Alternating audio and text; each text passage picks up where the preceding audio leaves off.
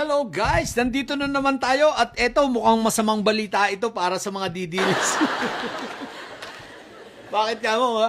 Ito yan sa taas natin. Ito ang sinasabi ko, kapag Okta Research na ang survey yan, kapani-paniwala yan, tsaka itong RPMD.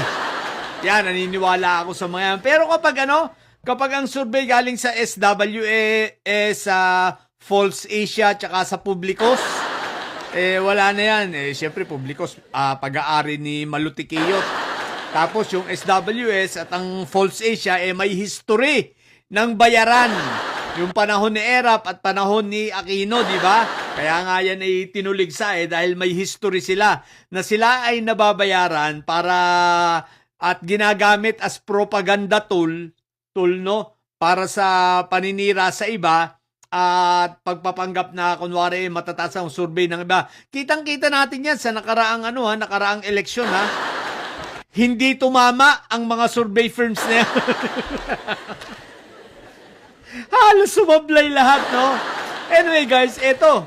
Ang sabi ng pinaka-latest survey, kakapublish lang June 1, 2026 ha. O ayan, 3 sa 4 na Pilipino ang gustong-gusto na makita at matuloy ang impeachment trial ni Sayad. So ano ang implikasyon nito at indikasyon nito? Simple lang. Doon sa latest survey ng SWS na sinasabi napakataas ng mga survey ni Inday Sayad na gusto ng mga Pilipino na siya ang maging presidente, ay utot ninyo.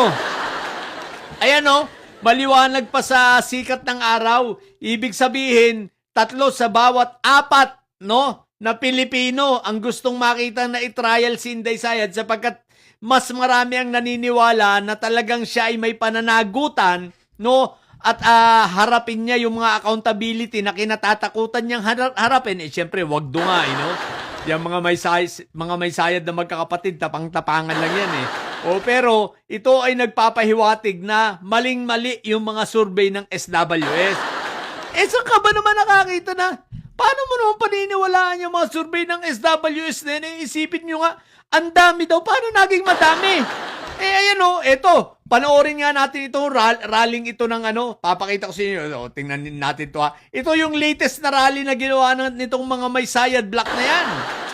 Dito nang may layak pa, tulungin mo ako nila. Bagay ang sandal nila. Ang nasang makalpas. Ay, ang bilis.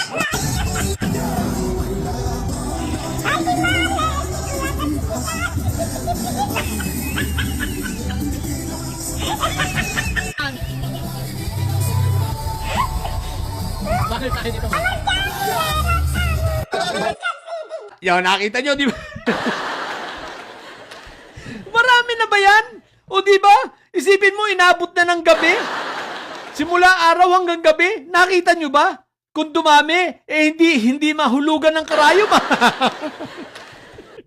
Hanggang ngayon may social distancing. Ang tagal na nilang nananawagan ng mga rally na yan. What the heck na yan? O di ba? O eto ba, tingnan niyo itong picture na to. O ayan mo, pati pagpipicture na lang fake pictures na ang ginagamit. Isipin mo, nagpakain daw si Inday Sayad sa harap ng Senado. Ang pinupunto ko rito guys, ay eto. Wala nang naniniwala dyan sa kalokohan ng mga SWS na yan, tsaka False Asia na yan. Paano nyo sasabing marami ang naniniwala kay Sayad, hindi nga kayo makapuno ng rally? Yung ginawa nyo ng vigil rally dito sa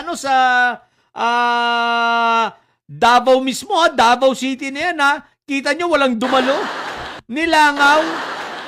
Yung mahabang pagkain ninyo na pakainin si Inday Sayad ng birthday niya, kita mo, kakaunti ang pumunta.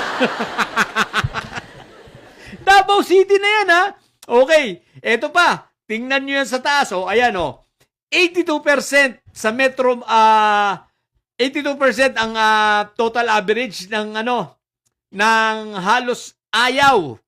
Sa Visayas pa lang may ulitin natin. Okay, sa Visayas ang pinakamarami na sumusuporta na si Inday Sayad ay harapin ang trial.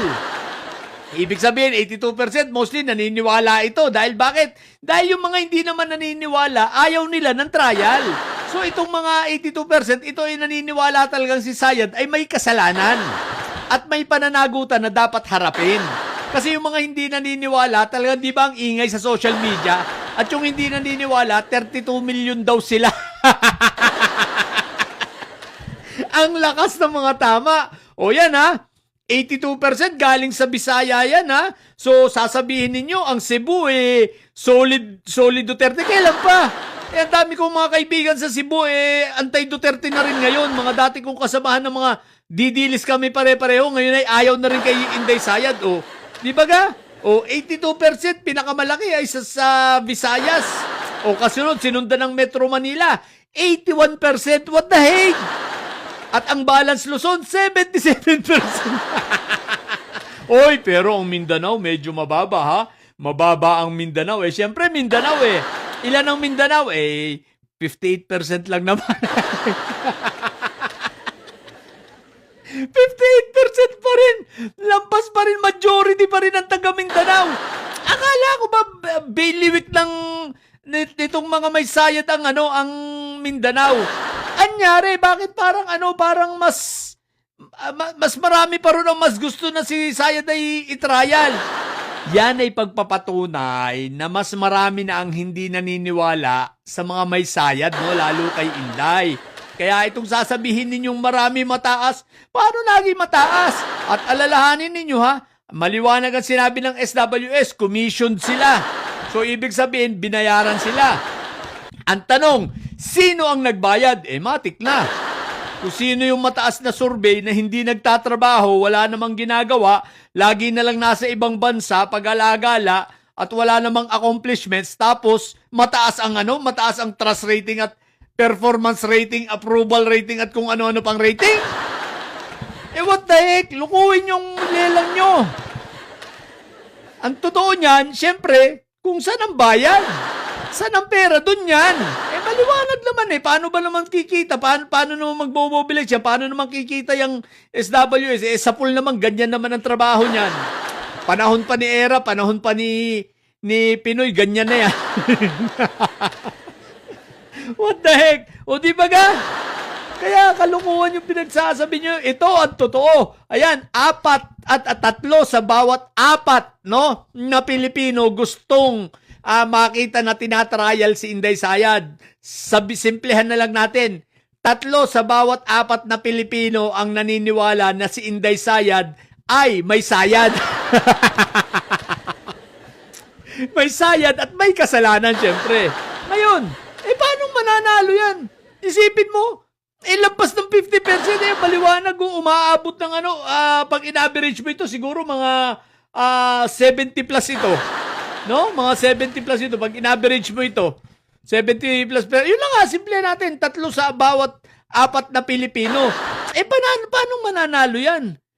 Sa eleksyon, kung 3 ang ayaw bumoto sa kanya at 1 lang ang buboto sa kanya. At yun ay yung mga bubo lang. Di ba? 3 sa bawat 4 na Pilipino, matatalino. Tapos yung 1 doon, bobo. Siyempre, yung didilis yun. Pero wala pa nga 1% yun. Paano magkaka 1%? Isipin mo, yung pinakamalaking narating nila sa Tayjan ka na lang na signature campaign, 304,000. Kalahating taon, 6 na buwan, what the heck?